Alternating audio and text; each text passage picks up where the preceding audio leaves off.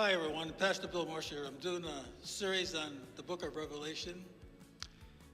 Revelation, okay, is not about death. It's about life. It's about eternity forever. And I pray that you will enjoy what you hear, and I pray that you'll be able to apply it to your life. May God have blessings on your soul. Hi, everyone. Pastor Bill Marshall here. Future Revealed. We're in Revelation towards the end. But at this time here, we're in episode 60, and I want to rehash a little bit. I want to rehash about the last chapter 16, because that's the end of the tribulation period.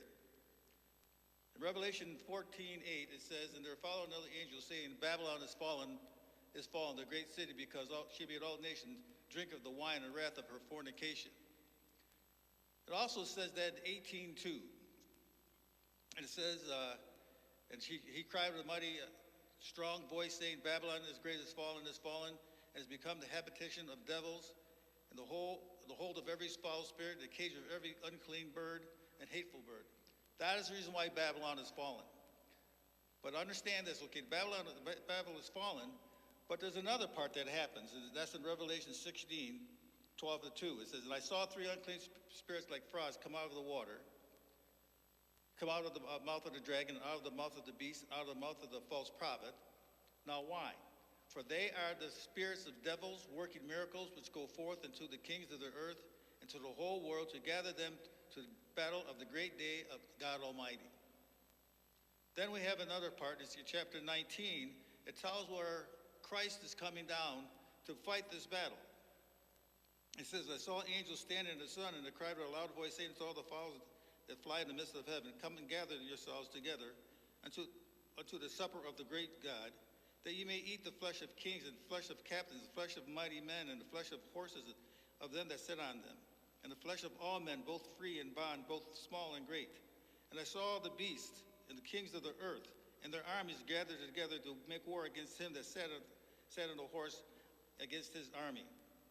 Now the horse that he's talking about is Christ himself coming on his white horse. And not only is he coming on his white horse, but you and I who are saved are going to be with him riding our white horses, because we are part of his army. "And the beast was taken, and with him the false prophet, and wrought miracles before him, with which he deceived them that had received the mark of the beast, and them that worshipped his image. These both were cast alive into the lake of fire, burning with brimstone.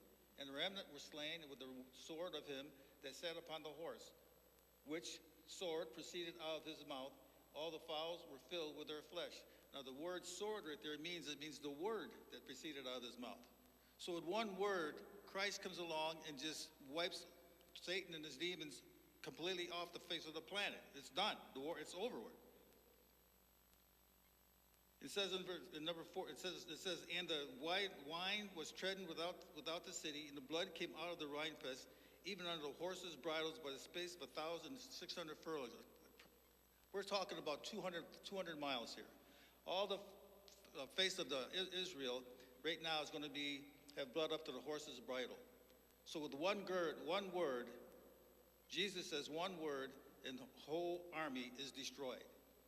And at that time there, when the army is destroyed, Satan, Antichrist and false prophet are put into hell, are gone to hell, and that is the end. It says in 16:17, it says, "It is done." The tribulation period at that time is over.